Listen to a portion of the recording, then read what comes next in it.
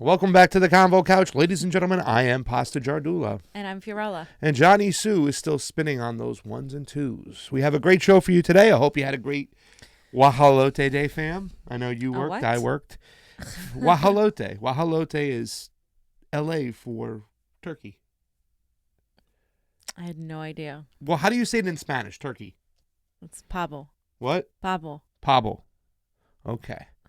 I think it's like an L.A. slang. I think it's probably Mexican, not L.A. Well, yeah, probably. There's a difference between like L.A. and like Mexican. Got it. But, only certain people know Wahalote. It's funny, when I would do Wahalote, I'd say it. Some people from the North Triangle area, whether it be Honduras or Salvador or Ecuador or any of those areas, like, what the hell is Wahalote? So I guess it is just kind of like for this area. So thank you very much all for everybody who joined on the Facebook. We have Amber, Lee, Gregorio, Scott Dakota, Tony Humanic, Gilbert Flores just joined on in. And also, one second, let me just go right here. We have Anthony Reyes, Choctaw Warrior, who's on the MCSC network, Natalie Chavez. How you guys all doing I blocked him on the Convo Couch. Exactly. So he's over on the MCSC network. Jim Lockett, Toby Dubs, Saul Construct. Behave today. We won't get you busted over there. You know who you are. Ian Ferguson. How you doing, Allison Murphy? Thank you all for joining on, and we have a great show for you. We missed you. The holidays were upon us. Fam. Yes. One of your favorites? So if you guys remember Peter Daou, who got popularized a lot by Peter Douche, thanks to Pat the Burner, has now made it impossible to make fun of him because he's been, for the last, several months of this year, he has been kind of on our side. He started, calling out the Democratic establishment. He started calling out Hillary Clinton and just even talking about how the Democratic Party really needs to come together and see that Bernie Sanders is the guy to beat Donald Trump, and he's the only guy offering actual change from capitalism to democratic socialism. And this is really surprising because all of us know that in 2016, Peter Daou was one of the harshest critics of not only Bernie Sanders, but of the majority of his supporters. Yeah. To the point where he would block people. He got into it with David Serrata, Brianne Joy Gray, obviously Pat the Burner, and a bunch of the Twitter people. And so now he's actually going in for Bernie. He's actually organizing with the Bernie campaign. And the question I want to pose here is, first, let's look a little bit at this article, because this is coming out because he went on an interview show with for Hear the Burn, which is Brianne Joy Gray's little podcast for Bernie Sanders, and so she interviewed him and Bernie Sanders both. I just want to say something on talk about what you're talking about too. He wasn't just really bad to all the people within the establishment. He was really harsh to the supporters of Bernie Sanders. That's what I mean. He attacked them directly, the people. Of course you have this inner fighting when it comes when you're a Democrat supporting the Hillary Clinton machine. You're going to fight and, draw off against these people. But to the people itself, it was really, really hard. The supporters. Toxic. I used to try to play a game when I used to have to come home from Santa Monica. It's about a 45-minute drive. I would try to get through his podcast without throwing something and getting that mad. That's how upsetting Peter Daou made me feel. So go ahead with Brianna Joy Gray stuff. So nothing. She interviewed him, and he went on to explain exactly how he was Hillary Clinton's most ardent supporter in 2016, and then how he became, kind of just realized, hey, the Democratic Party is going in the wrong direction. Now, from what I understand, he's also no longer getting paid by the same people that he was getting paid in 2016. That obviously is also going to lead to a change of heart. And one thing I do want to note that he said was, he said, I was a vocal Hillary Clinton supporter, and now I moved to a position where I think the Democratic Party establishment needs to change. And he said, Bernie Sanders is a sole candidate advocating for systemic change, democratic socialism, really questioning the capitalist system, questioning the entire establishment. Peter Daou had also worked for John Kerry and had actually been employed by Hillary Clinton. He didn't just like go on Twitter. He was actually employed by Hillary Clinton. And at the end of this article, he mentions one last thing, and he says, I have the right to change my mind. And then he also says, to simply put in perspective, in 2016, he says his advice for the Democrats in this primary who want to avoid going down that path, his path was focus on the movement, not necessarily the individual candidate. That is sound advice, but what I want to get to is this genuine? Is his change of heart something that's possible? Because the article goes on to point out that, you know, several other Clinton staffers have changed their mind on Bernie Sanders and have kind of like come around to see, okay, like this is, you know, this is where the party's going. Yeah. Now, is that change of heart because they genuinely believe it? Or is it because they see the writing on the wall? Like they see, of course, what is more popular now. And also, is his change of heart, like, is it possible for people to change their mind that much? And, you know, is there money involved? What exactly is going on here? Because allow us to be distrusting. Because, I mean, this guy was like toxic to us. Yeah. And so like for him to change his mind out of nowhere, and it's not out of nowhere. It's been kind of a process. But I just, you know, I am going to be a little suspect. I do think it's good that we are changing some people's minds. I think that is speaking to what Bernie Sanders' movement is doing. Yeah. But also, I tend to be distrusting because Faiz here is mentioned. Faiz is one of the leaders in the Bernie Sanders campaign staff. And he started talking about how, you know, some Sanders supporters were turned off, or some Clinton supporters were turned off because of the vitriol of some Sanders supporters. But it's like, I don't know. I don't think you should go that route. I think like it's been a few of the Sanders supporters that were mean and vitriolic, but the majority of them were nowhere near to what they were treated as. And so to kind of say that, oh, like Sanders supporters, if you guys were nicer, we could turn more people. I just don't buy that. I'm just not buying Well, let's talk about this for a second. Let's digress to Peter Daou for a second, because it wasn't a change of heart because of his conscience. It was a change of heart because of his pocket. Like you said, he was getting paid before, and in the capitalist system, you need to get money. You need to get paid. It kind of reminds me of the same girl from Cambridge Analytica. When she said, why did you do this? She had a house. Her mom was about to be foreclosed on. She needed the money. He's been cut loose. He's not working for the Democrat elites anymore. So he needs to pivot and make money. So a lot of people are going to do those things when it comes to making money. And so it could be an opening, you know what I'm saying? I'm never going to really take him on 100% after the things he said. No matter what, once you go past a point of no return, it's a point of no return, fam. But let's not be honest. This guy's got to make money. He's used to a certain lifestyle, certain paycheck. So he's probably maybe kind of moving or morphing into that area where he can make a buck or two. I mean, he's always going to be suspect. No.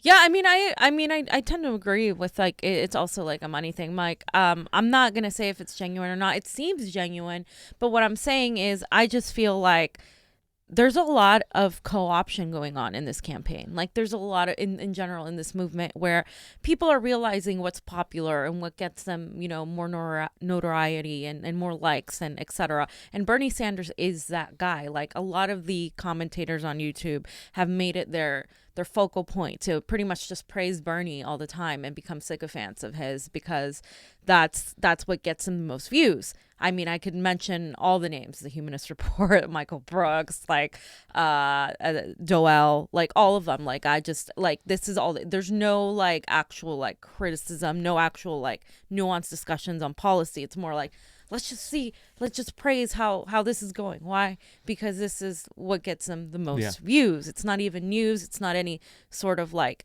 legislative discussion. It's more of like this is what gets us the likes. And I feel like that is happening in general within the Bernie campaign in a way with the Bernie movement where people are realizing, holy crap, this is where the party's going. Yeah.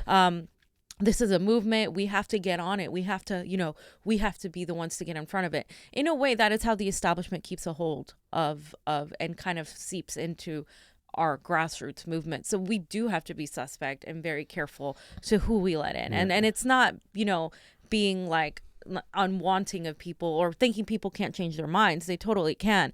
But the reason you change your mind is also very important. Yeah. Well, I mean, anybody who does this here too as well, they always got to kind of be conscious of what gets them hits or whatnot. You know, I look at our videos and I was like, oh my God, you know, a lot of the Tulsi videos get a lot of play. A lot of the Bernie videos get a lot of play. So sometimes I'm always kind of like, well, what's going on over there? You know, and there's got to be that happy balance and stuff. I mean, God only knows we're three people talking here, sitting here, who are doing this not for the money. We're doing it for the love of the game because we want to make a difference in this world. We want to, you know, provide independent media that's so desperately needed.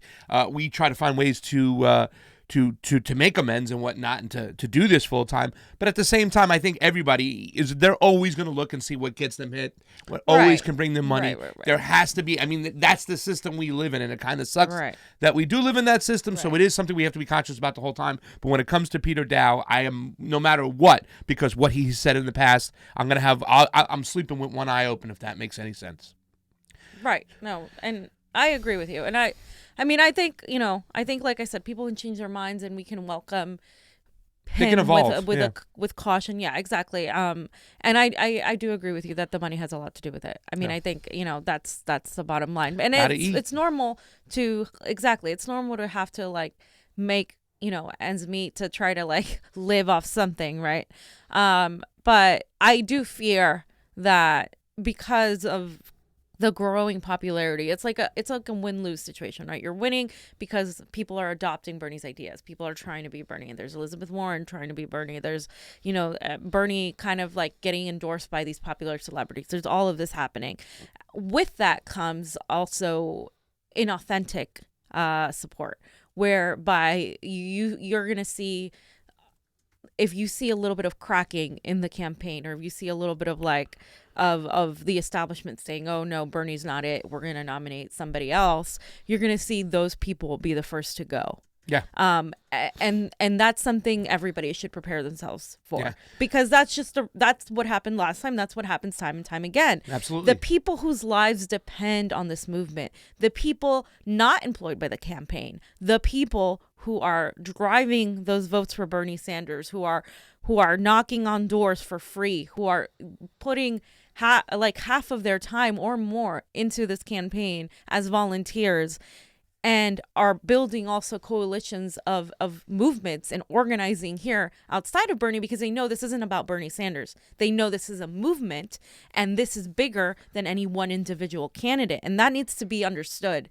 because I think a lot of people don't understand that this isn't about Bernie Sanders. This isn't about one person. This is about everybody understanding they are part of a greater whole and doing the work that needs to be done, even if he gets in there to be president. Because as Pasta said, the moment he gets in there, he can push for Medicare for all, but they're not necessarily going to pass it. It's going to take everybody else to demand that happens. And the same thing with any sort of other decision he can make that is going to involve Congress. And so the bottom line here is, this is not a paycheck for a lot of us. This is our lives at stake. And when you have a paycheck, when you depend on a paycheck, and you don't necessarily believe that what you're fighting for is bigger than yourself, then the moment that's over, you're going to move on to a different candidate, and then a different candidate, and then a different, and it doesn't matter. But for us, this is our livelihood. And so that's the difference between, and that's why we're also suspect of such a change. And I welcome it, and I'm glad I see it, and I like to see it, love to see it. Yeah. But let's be honest too. I mean, you know, we have to hold Bernie accountable for the things we can get him better on. And you know, absolutely. I'm with Fiorella when we say we can move him left on certain things. I believe he is listening. Some people who have left Bernie from the last time when he supported Hillary Clinton, a lot of those Greens that we talked about that are never coming back, they'll never think that Bernie can be moved. I'm still of the camp that believe that Bernie can be moved at certain issues. I hope to God that if he does win this primary, he immediately fires Fayez and all these other guys from the Center for American Progress, gets a new person, gets on that Tulsi train when it comes to foreign policy, because it's necessary. But once again, it is the movement itself. And like you said, Bernie gets in. Single payer is not just becoming into law. It's a long work from there, and he's going to count on us to get on the streets and get it moving. Speaking about paychecks, those of you who help us with our Patreon, thank you so much. We're close to 90 Patreons, and that is so awesome. And anything you can do to lend a buck or two to help on out. You guys are awesome. Fun stuff up there. Yes, you are. And Tony watches closely also with the Super Chat contribution. Thank you, Tony. And as it is always appreciated on the couch, that's what he wanted. And he says, please don't hit him, Fee. laughing my ass off. Talking about Congress, fam, as we digress into the next situation, we have had this thing when we go out with our friends, around the household. We talk about Hong Kong and China a lot, and too. And I think I want to make a point right out the gate when I say this is that I'm not going around saying that China has the way, that they're the number one beacon of light government, authoritarian ways or whatnot. It's funny. There's a spider crawling on top of the computer. We talked about it on top of the camera. It's so funny, guys. You guys can't see it, but Spider-Man is watching. And listen, thank you to the spider for the super chat contribution. But I talk about China often because I say that I don't want us to manufacture consent. You know, we've been taught in school, we've been given this kind of information that China is this crazy authoritarian government, that it's so evil, that it's just won't let people talk. We can't have the CONVO couch. It's gone, John. You don't have the CONVO couch in China. It'll never happen, whatnot. But we also talk about, and I talk about often, the way China has made big, big steps to help poverty, to pull people out of poverty. In fact, they got this new Belt and Road Initiative that is coming on that will really take a ton more people out of poverty, provide access for food, for resources, for gas, for electricity, for energy, for medical aid. To build the whole project is going to just really lift a lot of people out of poverty. But I don't want us manufacturing consent and pointing the finger at China and Hong Kong for us to go and put aircraft carriers in the South China Sea by depicting that Hong Kong is getting invaded by China. It's just not the case right now. It is a sticky situation. Hong Kong has been given over to China, but it's a slow process, and there's a two-system government. In other words, China's going to run their system their way, and Hong Kong is allowed to stay within their preliminary system, their parliamentary system, and do what they got to do. They had this law come out saying that they were going to lift this extradition law. What had happened was between Hong Kong, Taiwan, and Beijing, there's no extradition laws. Somebody can commit a crime in China, go to Hong Kong, and not be accounted for. They can't go and extradite him. Somebody can commit a crime in Hong Kong, go to Taiwan, and not be accounted for. They can't go and extradite him. So they put this law up, and all shit broke loose. We've been reporting on this show, as many other shows, about the way the NED has been funding this things left and right. Now, the other day, they had the Hong Kong Human Rights and Democracy Act of 2019. You can see right over here, we have the government bill from the House. Now, we don't have the votes because it was a voice vote, so there's nothing logged down. But let's go to the co-sponsors right there, Johnny. When you hit the co-sponsors, let's take a look at who co-sponsored this bill and why I am so upset. You can see right here. Scott Perry, of course. You got Brian Fitzpatrick. You got Ted Yoho. We'll go back to him a little bit later because Ted Yoho's American. But then you have people like Ayanna Pressley, who signed on to this bill. So disappointing. Ro Khanna, who signed on to this bill. As expected, fam, Harley Rauda co-signed onto this bill. You know, Harley, your guy. Peter King, all the way down.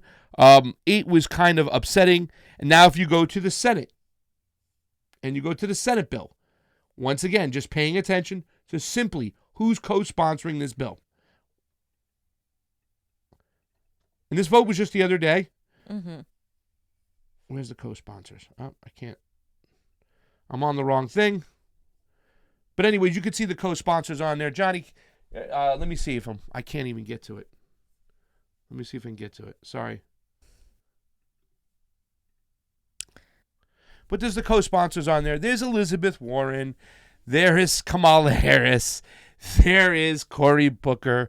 All the ones we suspected that will jump on this thing immediately and act like they're fighting for Bernie human Sanders rights. there? Bernie Sanders is not a co-sponsor. Tulsi Gabbard is not a co-sponsor. Wow. Everybody else, though. Jeez. I am Klobuchar so surprised that the two most progressive candidates have not co-signed on to this bill. However, I heard it was a unanimous decision within the House. Yeah. When they voted voice-wise, I was very, very upset by it. And of course, as you can see, Donald J. Trump has now signed this into law. Wow. So now you have the House, the Senate, whatnot. Now you can say, okay, well, what is this? What are we protecting about? And I just want to show you real quick because guys like Ben Norton, I've been so on this. A guy named Ajit Singh, who writes for the Gray Stone, been so on this. Gray Zone, yeah. The Gray Zone. Let's take a look at Ben Norton's Twitter real quick, because he put up a little post, and I've been saying about this, like, these people who are funded for the riots now, at one point, fam, there were a lot of people out in the beginning. They were protesting against the ways in Hong Kong, the poorness, the austerity measures, and somehow it got hijacked. And then the NED and these anti-Beijing people all came in. So this is right here. Show this Twitter, this video right here. There's been a lot of things right here. You can see the video. These are some of the brutal, violent, moderate rebels. Using the term moderate rebels because we heard it before in Hong Kong that the U.S. government, the corporate media, and the neoliberal human rights industry wholeheartedly are supporting. So now there's been a lot of this, and you can watch this. A lot of people would go to the streets, like the citizens of Hong Kong, and they would clean up the roads that the protesters have been blocking and whatnot. So here comes a person trying to clean up the roads, and watch what a protester does to him. Word of caution, violence. 今日見到有人喺度清路障喎，竟然嗱，今日見到啦，有一啲市民啦喺度清路障嘅，咁啊會唔會引起一啲事嘅發生咧？咁啊唔知㗎，係咪嗱？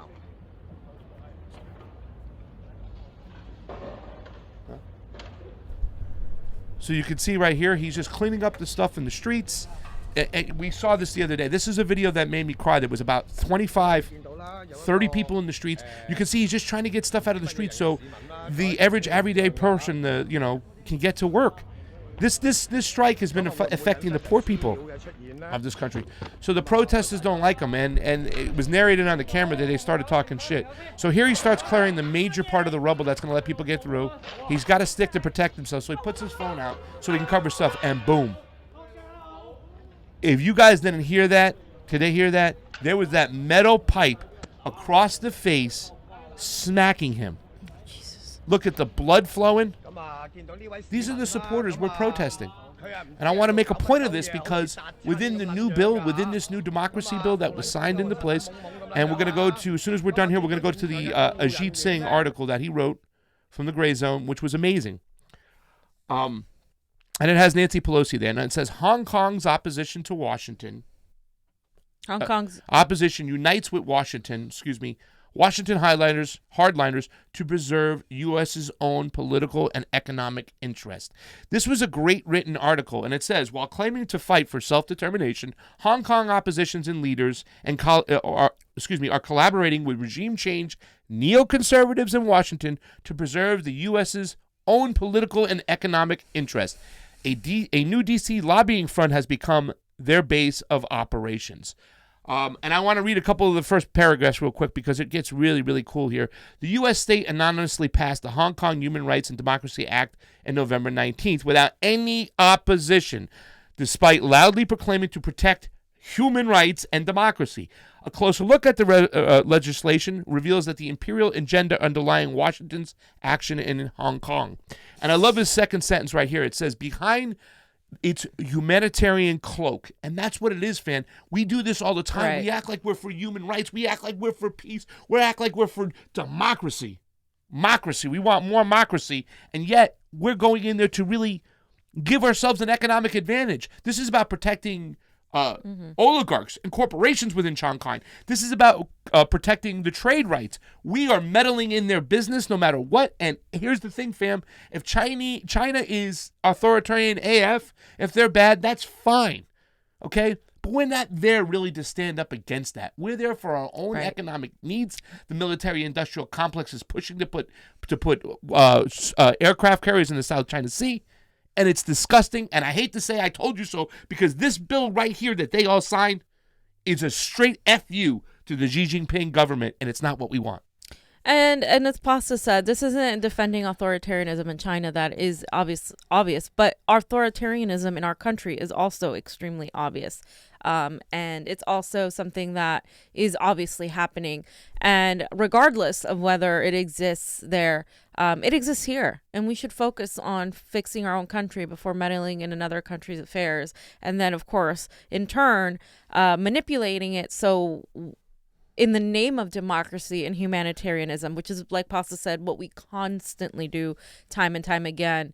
And what we've been doing for a very long time. Yeah, I mean, this is one of the major superpowers in the world. This is a country that has nuclear weapons. This is some serious shit here, ladies and gentlemen. And I don't want to, you know what I'm saying? And we have some video, because what I did was we couldn't see the votes as far as on paper. It's not official down. It was a voice vote. Therefore, we don't know who voted what on what. But I went into C-SPAN, and here's my Twitter real quick, though. Let's show my Twitter real quick, because I want to point out, just want everybody to know, okay, right here, anybody who supports the Hong Kong Human Rights Democracy Act knows that they're backing the same regime change aficionado that talked to the opposition in Bolivia. That's right, Marco Rubio, bringing freedom and democracy from Uncle Sam. And there he is. If you can click on the picture, it was the same picture with Nancy Pelosi, Joshua Wong, okay? This guy has been the major agitator. And if you go back to that Twitter real quick, that report, that article from Ajit, I just want to show you down below on this article, when you go all the way down, Johnny, it's going to show you who the members of the board are. Keep going down even further. All who's on the board. Below that, right here. Now you go below this right over here. Hong Kong, the NED. It's all these people that are on their advisory board. All these people. So in other words, they're working hand in hand using U.S. taxpayer dollar. And it listed there. The advisory board, who's on the regular board, they call themselves the HKDC right now. The Hong Kong Deputy Council, whatever. And it's this group that is funded by the NED, is directed by the NED. It's all their advisory board telling them what to do. And they're trying to cause havoc and chaos within their own people and their own country. Therefore, we manufacture consent and we do what we need to do in an imperialistic way so the elites and the oligarchs get their cheddar, fam. And that's what this is about. That's why I'm so strong in saying, hey, wait a second. China's not doing so bad. Let's leave them be. They're bringing people out of poverty. They're trying to get people involved. You know what I'm saying? They're moving people out of extreme poverty. We need to get our own shit straight first before we start poking our eye in anywhere else. But that's what this is about. And it really is bad. It's just important to note that Donald Trump and the Republicans are in agreement with the Democratic establishment. Yes. Once again, the Nancy Pelosi's, the Cory Booker's, the Kamala Harris's, all of these people. Schultz. Yeah. And all these people who call themselves progressives. When it comes to foreign policy, they all agree. They all have this agenda to be extremely pro-war, pro-regime change, pro-proxy war. If they do veer from that, they are a threat to the establishment, and that is obviously, you can see that at play during this election. Yeah, that's what you're seeing. And they're calling these pro-democracies. I was so disgusted to see Ayanna Presley's name on that. I'm not surprised. So disgusted, young lady. Sorry. She's been pro-Hillary and pro-Warren. That's it. And she's pro-war. She's pro-war in my mind, because that's really bad. Now, here's the footage of some of the on the C-SPAN, on the Democratic floor. Excuse me, not the Democratic floor, on the congressional floor, when they had some debate time about it. Now, this is our guy. His name is Ted. I thought it was America. Yo-ho. This is the guy. This is the, ladies and gentlemen, listen to the language that this guy's using, and you tell me if this isn't a Cold War neoconservative mentality. This is the people pushing this and co-sponsoring all the bills. Go ahead. By Representative McGovern, and I'm proud to say that I'm a co-sponsor of all three. Over the past 5 months, mass civilian protests in Hong Kong have begun to shed light on the deterioration of the Chinese Communist Party's influence outside of mainland China. Rising resentment in Hong Kong is not simply a result of the ill-fated extradition law championed by Chief Executive Carrie Lam, but the continued encroachment on freedom and liberties by President Xi Jinping and the Chinese Communist Party. Despite the 1997 Sino-British Agreement, leaders in Beijing continued their high-intensity political pressure campaign to subdue dissent within Hong Kong, which has emboldened the people of Hong Kong to stand up against Beijing, but more for freedom. And this is illustrated by the people of Hong Kong raising and waving the American flag while burning the Chinese party's flag. The protesters now maintain 5 demands that Mr. Sherman already talked about: the withdrawal of the extradition bill, drop charges against the protesters, launch an investigation into the police forces, and universal suffrage, which would allow voters to directly pick their leaders instead of hand-picked leaders of their chief executive by Beijing. As a ranking member of the Subcommittee on Asia and the Pacific and Nonproliferation, I've been extremely outspoken against the continued deterioration of rights and freedoms in Hong Kong. The passage of these important pieces of legislation will send a strong message to President Xi Jinping and the Chinese Communist Party that these abuses will not be tolerated by the international community. I mean, it's like he's just reading from the same playbook written in 1980, man. It's the same thing. It's like, first of all, China hasn't got involved in this. Beijing hasn't even brought, you know what I'm saying? This is what this is about.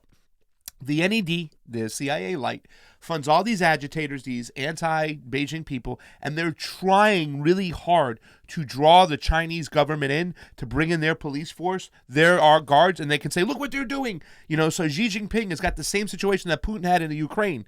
He's getting baited, but he's not taking the bait. He's handled it really well. They retracted the law. They said, let's do away with the law. So there is really nothing going on. Secondly, they've been on their own system that has nothing to do with Beijing. It's an austerity, colonized, system. Okay, they have the highest rents in Hong Kong. The four highest people who own the most money are real estate investors, and there's got homeless that is growing like there's no tomorrow. All the problems that these people that they kind of tapped into were the problems with Hong Kong. They had nothing to do with Beijing, but yet our government uses these situations to try to manipulate the people into manufacturing to consent to doing these things right here, fam. Right. Before we get to Nancy Pelosi, don't you like Ted Yoho? This guy is from Gainesville. Oh, Ocala. God. Did you guys almost go to University of Florida? Screw Ocala.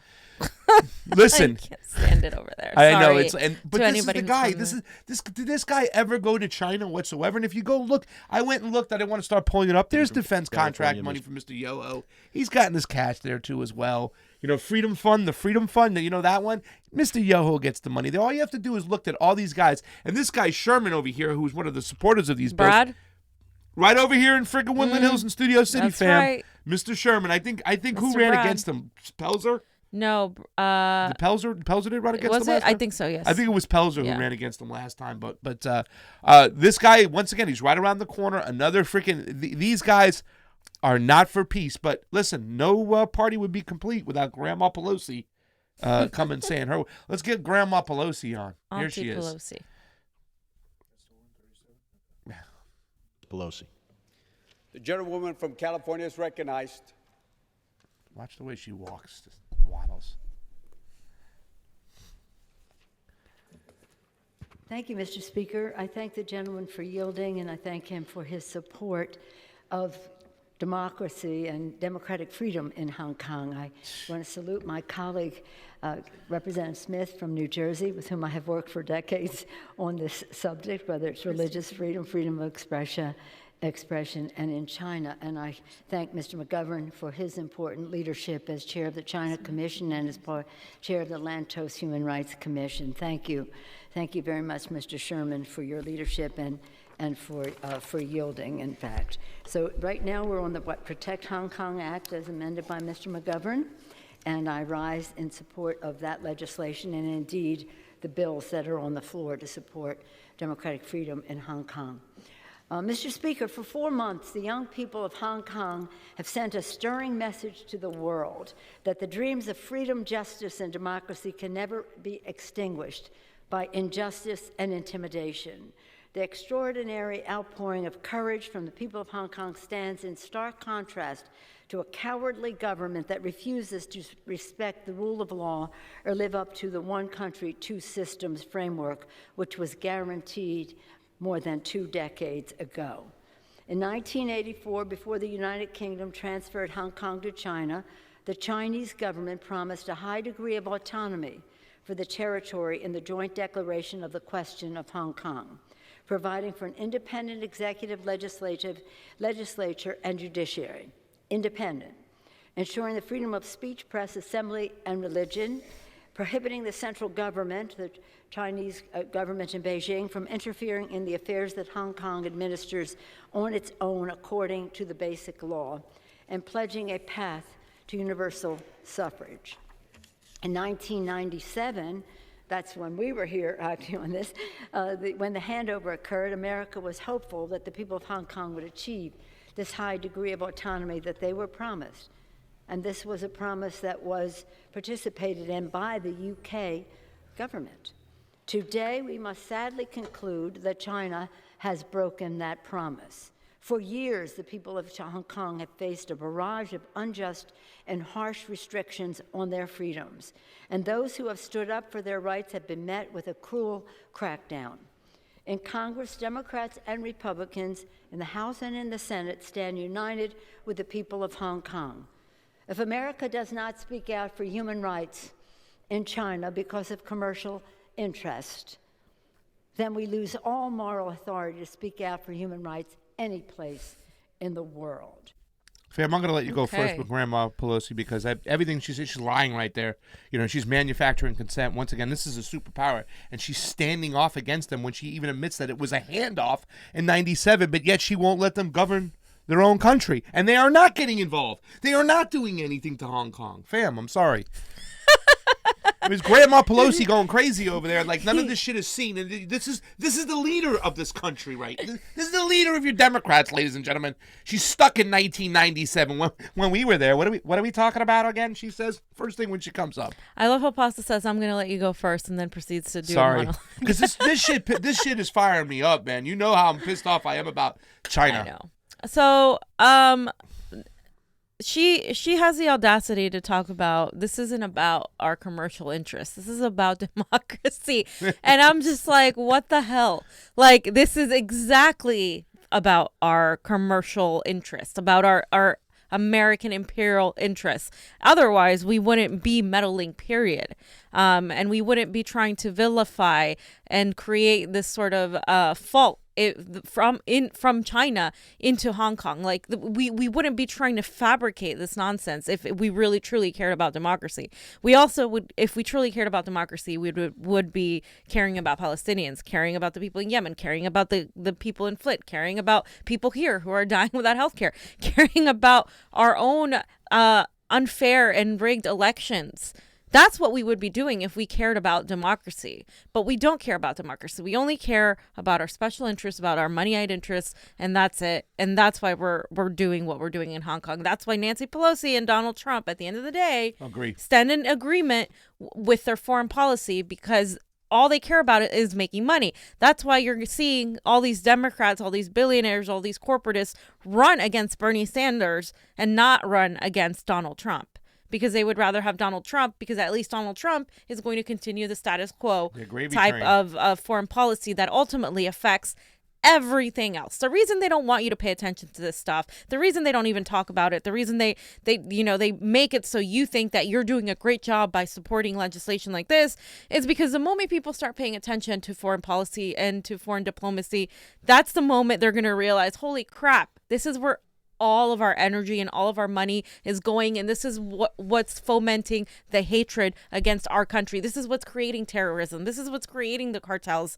This is what is creating all of this stuff that we can't focus on our own domestic issues because of this. And the moment people realize that, that's when things are actually going to change. But they don't want you to realize that. They want you to think that, it's all great and dandy. They'll tell you whatever they want you to hear when it comes to domestic policy, just so they don't have to explain to you that whatever they're enacting there is actually detrimental. People like Brad Sherman aren't necessarily terrible with domestic policy here in the state of California, but you look at his votes when it comes to foreign policy, and that guy's as pro-war as it comes. Yeah. So that is very important. We must start paying attention to votes like that, to legislation like that, to foreign policy. And I get that a lot of us are too busy trying to pay rent, too busy trying to work jobs that aren't paying enough, too busy in debt, etc. But at the end of the day, that foreign policy is why we're in this situation in the first place, too. Yeah, it's where a lot of money is going, and let's agree. Let's just call it what it is. The Democrats and Donald Trump, they agree on Venezuela. The Democrats and the majority of Democrats and Donald Trump agree on Bolivia. The majority of Democrats and Donald Trump, they agree on Hong Kong. All these areas, where do they agree on? Ecuador, they agree, right?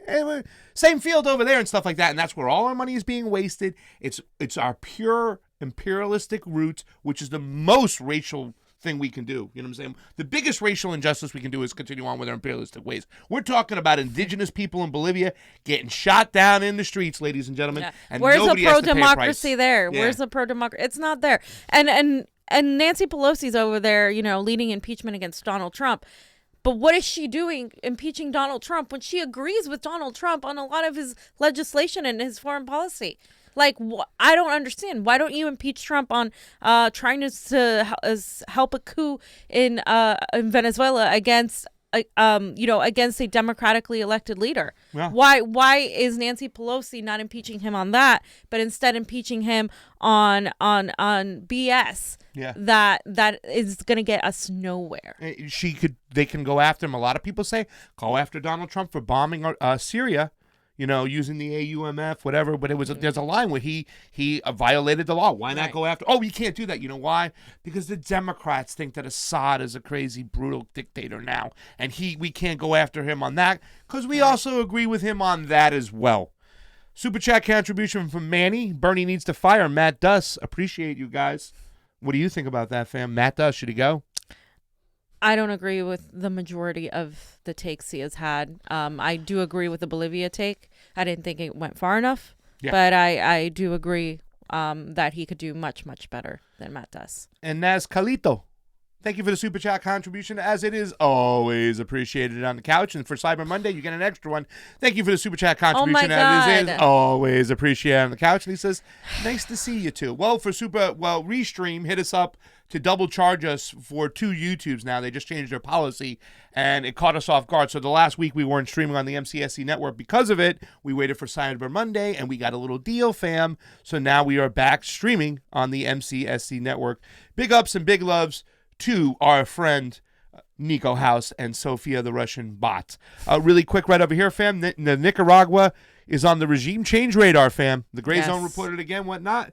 And we said this before. We've been keeping our eye. The guy we had on last week, Kevin Zeist, and one of the first things I heard him say was talk about Nicaragua. He was like the go-to guy. He connected the NED, the money funding. Once again, your taxpayer dollar. You Trump guys who want to build a wall, guess what?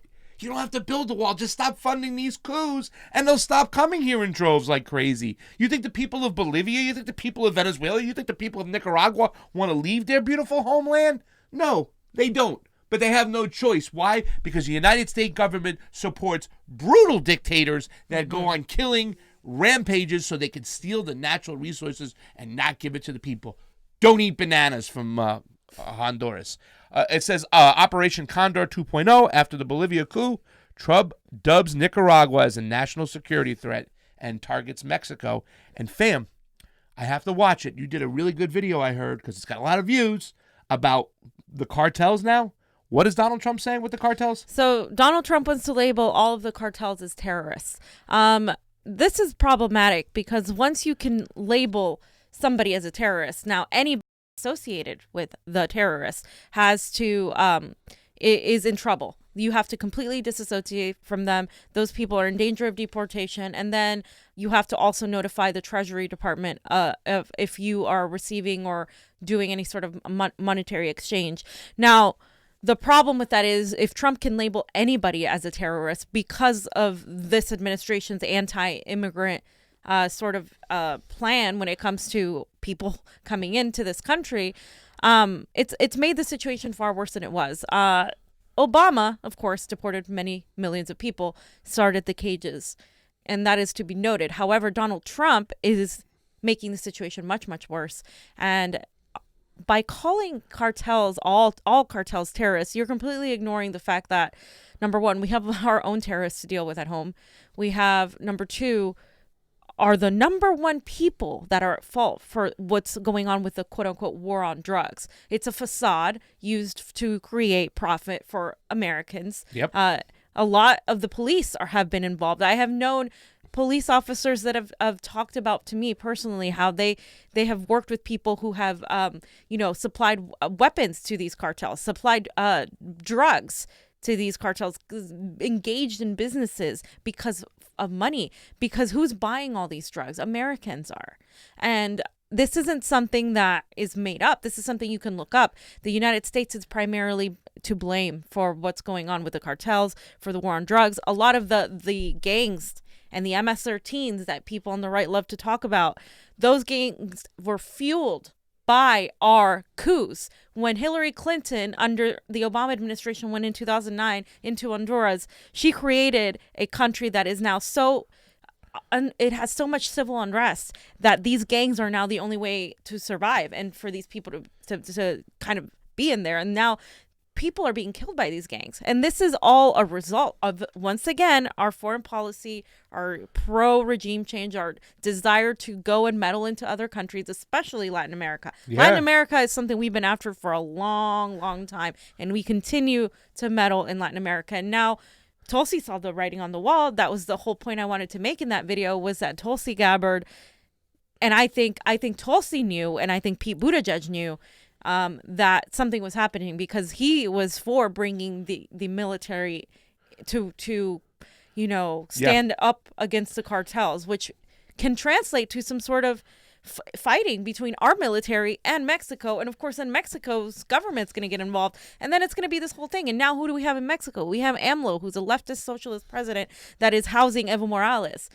Like, that's not convenient for us. What a coincidence that all of a sudden now we're like, oh yeah, we need to send our military. Oh yeah, now we need to label them as terrorists. Oh yeah, like, what are we doing here? Yeah, it's kind of funny. I got chills when you talked about Manuel Zelaya, because we've been talking about this for a long time. This is one of our key issues and stuff. We talked about Latin America. We talked about regime change. We talked about the Monroe Doctrine. How in the friggin' world is Nicaragua a security threat to the United States, fam? How? And can anybody give me a logical? Can you think of Johnny Sue? Can you think of something just make something up for me, because I can't even make something up on how Nicaragua could be a security threat to the United States. Help me out. Socialism, communism.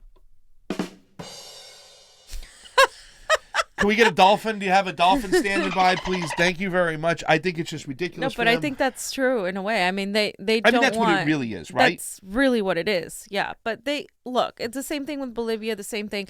Latin America would be a very powerful, like South America, even and Central America would be very powerful if they had socialist leftist governments, more like Bolivia's Evo Morales, more like Maduro's, more like all of those people that have come together. Like Lula, if he wasn't ousted. But we continue involving ourselves and getting rid of these people, because the last thing we need is a powerful, independent Latin America with Venezuela's oil, with their own resources that are no longer dependent on U.S. capitalism and us maintaining control over our empire. And our empire is falling, and understandably and justly so, because you know what, it's time. Expensive. It's ridiculous. I mean, we just need to stop. And really a lot of it is about the military industrial complex just making money hand over fist. All the guns in Mexico that are being used, 95% of coming from the United States. We supply the weapons. A lot of them are from the gun club loophole. When we talk about in the gun club, the gun show loophole, you can go into a gun show and you don't have a waiting period. You can buy a rifle right there. So you can go in there and buy a military grade weapon without even getting checked. So if the cartel meets me outside, like, hey man, you want to make 10 grand? What? Just go in there and buy us 20 weapons with the money we give you. You come out, we'll give you 10 grand. You know, people need to feed their families. Once again, they're starving. So that's what happens. They go into these gun shows, they bring them out, and the cartel's waiting there. They buy them. They smuggle them across the border. Exactly. Now the military-industrial complex, the gun manufacturers are making money hand over fist while people are killing themselves. And then it's also about resource extraction. Nicaragua has resources we want. Mm-hmm. We want that oil. We want their natural resources. And then the third part is defamation of socialism. They won't want American citizens seeing that parts of socialism are successful. We have them in this country. Social Security, our roads, our police department, our libraries. But if you even kick it a notch further, and you can see a bunch of happy people who are getting health care, who are getting free education from a socialist system, even with capitalism, it could be a quasi-system like these countries have. American people will go, wait a second, I want that. So American imperialism and the elites are to destroy it on every level. And right now, for them to even say that Nicaragua is a security threat is a joke, but we had it on the radar. We've been talking about Manuel Zelaya. I think we have a little face thing with Manuel Zelaya, fam. And sure enough, if you're paying attention, you can see this shit coming. Exactly. What I didn't see coming, well, I think we did see coming, was Joe freaking Biden done lost his mind. Joe Biden, my ladies and gentlemen. We're on the Joe Biden segment of the thing here. Joe Biden. Fam, we're going to get a little shameless plug over here. Here's the first video of Joe Biden. You got to play this one. This has 7.7 million views. I didn't listen to it at first because I was like, all right, I am so over Joe Biden's crazy things. I know. But when I listened to this, Johnny's like, you didn't listen to this yesterday? And I couldn't stop laughing. I was on the floor. I got hairy legs. John, play this thing. This is just, I'm pretty sure Spiders. This is hysterical. This is vintage. By the way, Joe wait. Before he plays it, I just want to say this is from 2017. This is from like the corn pop thing. Like this is again old. So they're bringing it out, yeah, which is an important point to make, but it's bad. So just let it play.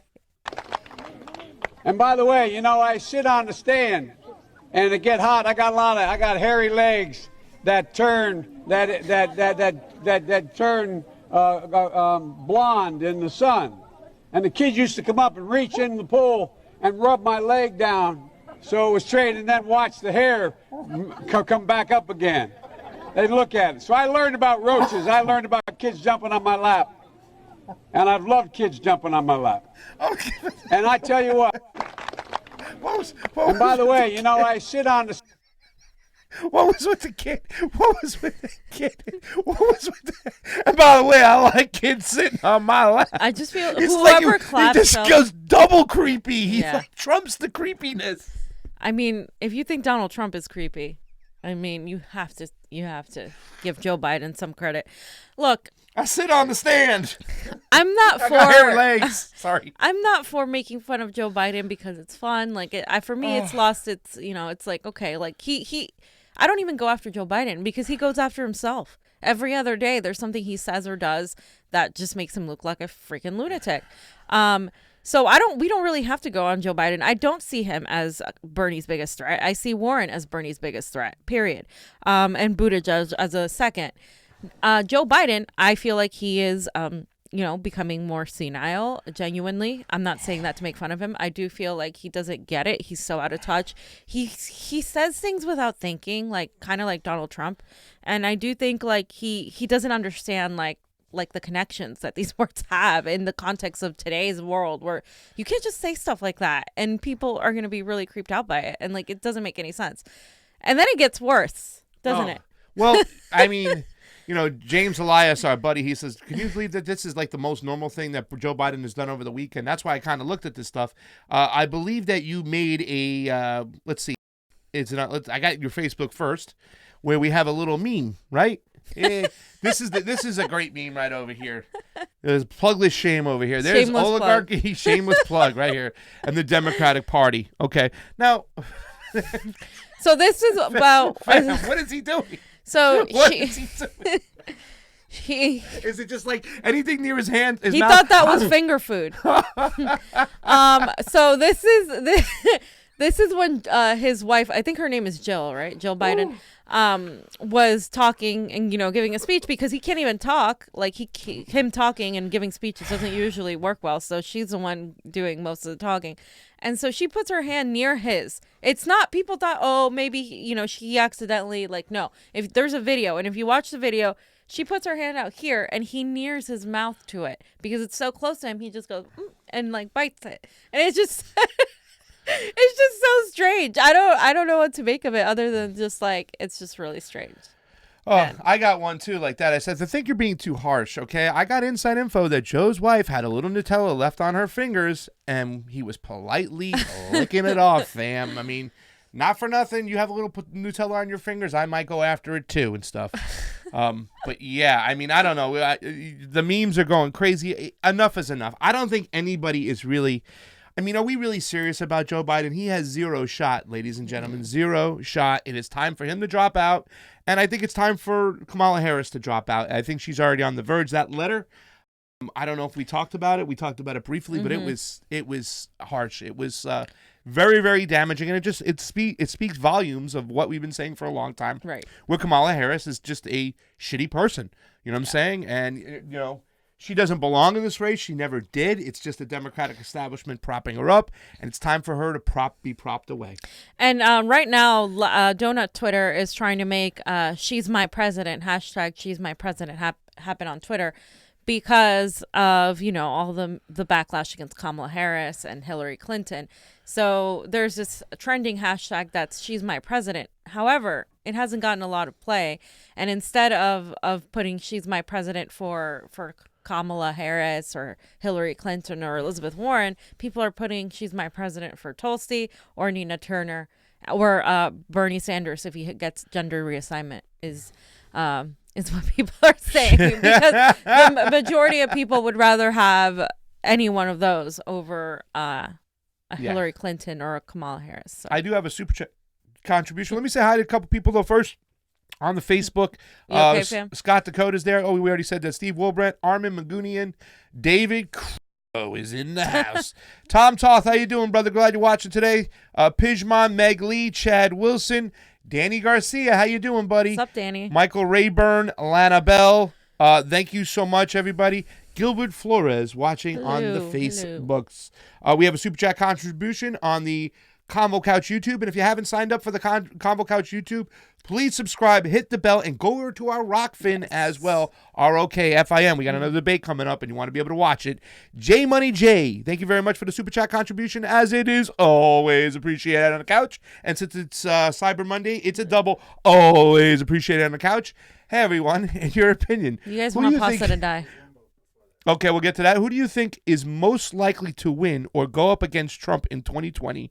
Is there some kind of bias to hold back candidates like Tulsi Gabbard and Sanders in terms of coverage? Absolutely. Not only Sanders and Gabbard, but also Yang. They're also silencing him, and I don't agree with the majority of his policies, but I still think it's wrong to keep him out of the debate. Same with Tulsi. We saw that the Boston Globe had a poll. And the DNC is excluding that poll, even though they counted it before, simply because Tulsi is polling at 6%, and that would make her qualify for the debate. She's already qualified for the over 200,000 threshold of donors, so she's getting the donors she needs. But they are trying to silence her and Andrew Yang, and of course Bernie Sanders as usual. The Bernie blackout is very known, and the idea that the fact that Bloomberg is running against Bernie Sanders. Bernie Sanders is like the #1 critic of Bloomberg, Washington Post, all of these people. His name's Blombito. We did talk about it. If you have, ladies and gentlemen, if you ever want to see Mr. Blombito speak Spanish, it's the worst in the world. I thought pasta Spanish was bad, but no, Blumbitos is worse. So awesome. That's what they're calling him. I can't get to that other super chat contribution. Can you get to it? Because I can't. Maybe it's gone. It's gone for me. I missed it. Oh. Who is it? It's Lori Mountain Gal Pow. Oh, Mountain Gal Pow! She said MLK pointed out the connection between our antagonism overseas and troubles of inequality, racism, and violence here at home. Absolutely. And it's funny you bring that up. I was just, It's that is so freaking true.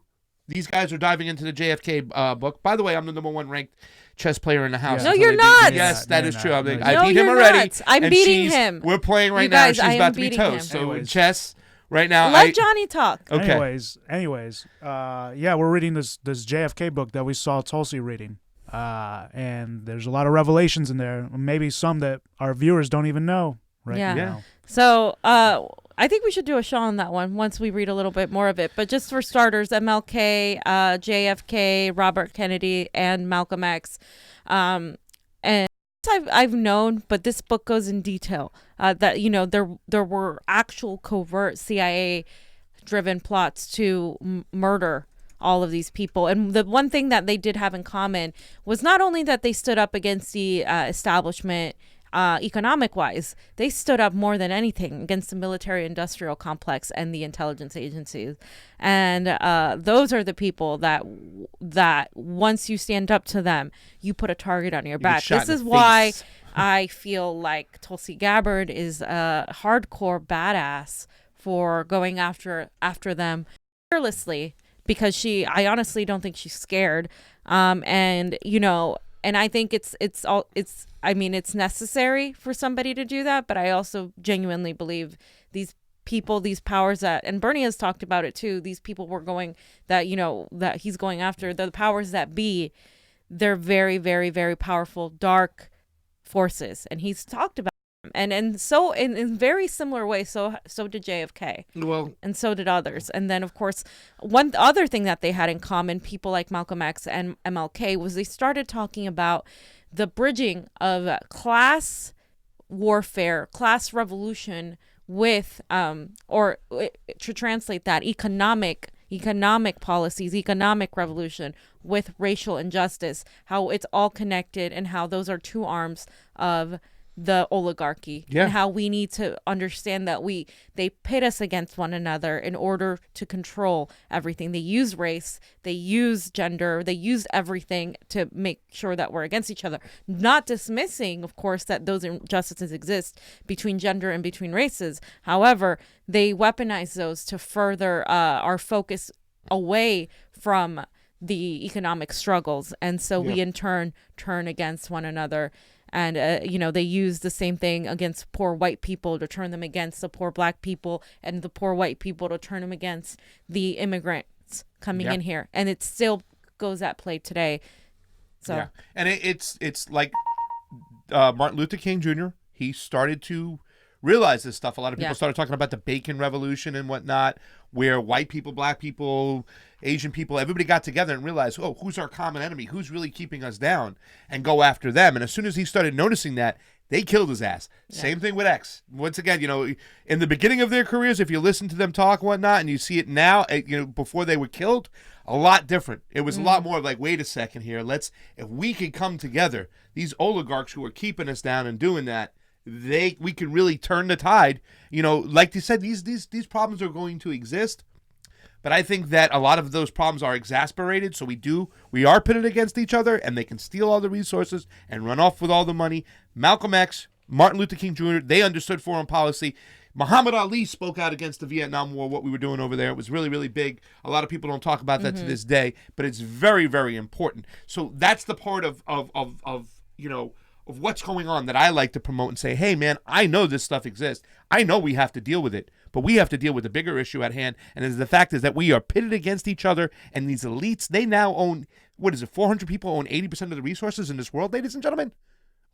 Yeah. The game has done been played. We have to get on board. 3 people own the majority of wealth in this country. Ridiculous. Have more wealth in the bottom half of this country. Bernie Sanders constantly cements that. And one more thing before we move on is I want to point out that right before JFK was killed, he was actually there was a whole regime change situation going on in Laos, and he was actually standing for the Laos government, saying that we need to leave them be and stop involving ourselves. They were trying to do a pro-democracy regime change in Laos because Laos was under a communist regime, and the United States and his advisors were like, you need to go in there and we need to make sure we take care of our interests and spread democracy, the same bullshit sort of language. And he stood his ground and said no against his advisement. Yes. And then he was, shortly after that, he was murdered. He also wanted to disband the CIA at the same time. He was on the right side when it came to those Expand?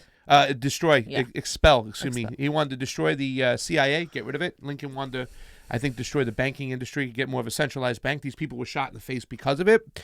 But the one thing that Tulsi has that they don't have is Tulsi was in the service. Okay? Right. So maybe Tulsi has met some connections to help her live and stay around. Who knows? I don't know.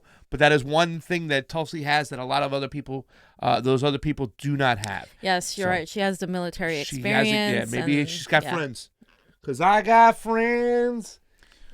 So, fams, there was a super chat. Cam Shwari Kate. Yeah, I was just about to read it. From you got Canada. It, is Thomas Merton mentioned in that same book? Yes. Yeah. Yes. That speaks of MLK, JFK. He was an activist and like a hardcore leftist of his time, and the writer Douglas speaks very, very fondly of him. And this is called JFK's The Unspeakable. Yeah. Show the picture of Tulsi. It's a really great book. Yeah, I'll show it again. Oh, you had it up there? But that was the thing you said. That's the book she's carrying. JFK. That's what we're reading. I saw it and I was like, what book is she carrying? I recommend everybody read this book. It is very shocking, even if you have suspected long that, this is the truth. And it's not a conspiracy theory. It's really not. And Alan Dulles was highly, highly involved in JFK's murder.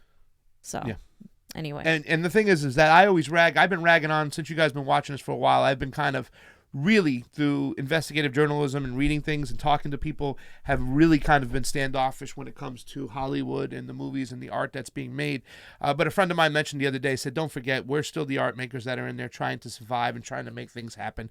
I think we should have a JFK movie night and I watch was told that movie was inaccurate last night, that it was really bad. It had its inaccuracies, but it did explain the players involved. You can still get a lot from it. And it does talk about the one person who did kind of try to take the deep state and people to accountability when it came to the death of John F. Kennedy, and that's something that we can't ignore because he was, I forgot his name, he was the one lawyer that really did give a shot to try to go out there and expose some stuff. So, okay. So, Johnny's got some breaking news because we talk about sanctions. Here it goes. Breaking news. China announces sanctions against U.S.-based nonprofit groups in response to Congress's Hong Kong legislation. Congratulations! Yes! We're now amping up war. China said Monday that it would sanction U.S.-based nonprofit organizations, including the National Endowment for Democracy and Human Rights Watch, in retaliation for new U.S. legislation that supports Hong Kong's protesters. And I support what China's doing. I support them imposing. Wow. What else are they going to do? No, they should do this. Why are they exposing the NED? Right, they're exposing the NED and the NGOs. Why are we're literally trying to promote them as pro-democracy. And I'm not for sanctions, but we never get sanctioned. Yeah, it's good. They should do this shit. Hey, this is how it feels. And unfortunately, now they're going to use this. The United States is going to use this as retaliation to do whatever amp the up next war. Amp up more. Manufacture. And another thing that to bring back the JFK thing, and this goes along with it. We have been trying to.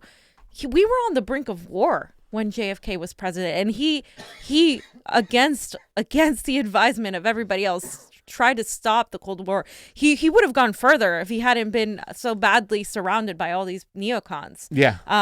When it comes to Cuba, he was actually planning to meet with Castro and talk to him. He spoke favorably of Castro, of course, but we turned it around and of course we stopped it and we made it impossible for that to happen. And so now when you look at people like Bernie Sanders and Tulsi Gabbard who speak of peace and etc., and specifically Tulsi talking with our adversaries and sitting down and having conversations, that is what JFK was trying to do, and they killed him before he did that. So just to know what is at stake here, we are on the brink of a Cold War.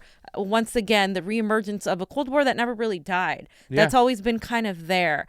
And Tulsi Gabbard understands this, and she's one of the only people that understands how dangerous it is that we are always on the brink of nuclear war and how we must stop it, and how our hatred for Russia and China is only making the situation far worse. Yeah, and standing behind these imperialistic groups like the NED, another one. This very group right here, ladies and gentlemen, for the help you gave us, we went into the California KDM convention in Long Beach, and we got a bunch of candidates, including one Cory Booker, who always talks about racial issues in neighborhoods like mine, standing behind the OAS, which is an extremist imperialistic group that leads to the death and killing of indigenous people in Bolivia. And he's going to stand there and say he stands for racial justice? Fuck out of here. Fuck out of here. Done. And look at what's going on. You know, this is it, ladies and gentlemen. Here we go. Everything I've been speaking up against, and this is why I've been talking about this. It's not like I think that people like Narendra Modi, people like Xi Jinping are the way, are the shining beacon of light of an example of a government. But no, they do enough within their own government to leave them be. The United Nations ain't after these people. We're not the police of the world. We're not. And in that speech that Grandma Pelosi gave, she even talked more about the Uyghurs, and she talked about Tibet. We're talking about in the 50s. China hasn't got involved in any type of military intervention in over 30 years. And the one time was a small thing during communist Vietnam and communist China in the late 80s. Right. And that was a small thing. And that is not the Xi Jinping government. Totally different now. Taking people out of poverty. Just leave them be. Let them do their own thing. They're not invading any country. Leave them be. I've come to the conclusion that the oligarchs don't care about starting nuclear war because they don't care about losing millions of people. In fact, I feel like they want that. They see population as sort of getting out of control. They see the resources are scarce. They see all of these things, and they really don't care about killing millions of people. That's why they don't care about starting war. It's not them who are going to be dying. Nope. It's going to be the poorest people, the most defenseless people. Those are the people that are going to be dying, and those are the people that they could care less about. Yeah. Deep State said a lot of great things on this chat. Deep State also said the drug war funds the Deep State, and he said right here, term limits. Yeah. Why do we have to? Why is Nancy Pelosi, Dianne Feinstein, why are they allowed to stay in power for so long? Chuckles Schumer, they need to go. It would be fine without term limits if our elections were fair, right? They would have been voted out a long time ago, but our elections aren't fair. I don't know about that. I think the they sensationalism with all these people still standing. We see these people, fam. They're out there cheering for Dianne Feinstein and Nancy Pelosi. It's not. I think it's because of the way the system is, though. Too. Like I think it's who the system is only inviting certain people to vote, and it's only counting the way the electorate is set up. I think it should be one vote, one voice. The media helps too as well. Exactly. The media just sits there, puts forth their candidates. Now, the other people don't. Have you seen Shahid Buttar on MSNBC yet? Have you seen Shahid Buttar on CNN? Have you seen Shahid Buttar? You probably see him on Fox first. They'll get a hold of it. So Nancy Pelosi's. You know what I'm saying? Once they sort out all the other people in there, and I apologize to those who support somebody other than Shahid running against Nancy. Obviously, to me, he's been the most impressive. There are a lot of things I like about him, a few things I don't. But you don't see him out there getting the time. Tim Canova was on Jimmy Dore today, right? Or he was on another day, and they put the video up today. Tim Canova never got on MSNBC and CNN. Right. He only got on Fox when he was running against Debbie Wasserman Schultz. How dare he get on Fox? Because they would have fucking put him anywhere else. Yeah, exactly. So thank you for watching this show, then. Yeah. We're raging against the media, right? Johnny, so you got anything else before we get on out of here? All right, ladies and gentlemen. I got a call from Mark Sloboda. He wants to come back on tomorrow night. If we can do that, we'll check it out. We'll talk amongst ourselves, see if we could fit him in. But we love our foreign policy junkie, Sloboda. We had Kevin Zeese on, who kind of said that the first time he was on the show, he didn't even know that Fiorella had a partner because Fiorella never said anything. I did not say But we anything. did cut up a lot of videos. We got a lot of stuff out there. Kevin Zeese we talked a little bit about Hong Kong. We talked about the impeachment process, fam, because once again, he sent me a text yesterday. He said, what did I tell you? If the Senate gets a hold of this impeachment process, which in my personal opinion is, they'll try to say they have another witness. They'll try to stall out the clock. If they can get to the primaries without letting this impeachment process go to the Senate floor, because they even said if it goes to the Senate floor, Nancy Pelosi, take the stand. Joe Biden, take the stand. Adam Schiff, take the stand. John Kerry, take the stand. And they will be obliterated. That's all I have. Drops mic. Bye, fam. For Pasta Jardula and Fiorella. Johnny Sue is still spitting on those ones and twos. Like, share, subscribe. Our Rockfin, help us out over there. It's a cryptocurrency. I'm going to be platform. posting one more video today. Yes. And you guys should check that out too. And I'm going to watch that video about the cartels. You should, Fiorella was ahead of this. So was Donald Trump. So was Tulsi Gabbard. When we talked about this, okay, you're going to just send our troops in there? It's a serious thing. She knew. She knew Pete Buttigieg is. And he said it. Give us a combo out, fam. Yeah, combo out, fam. Peace. Bye.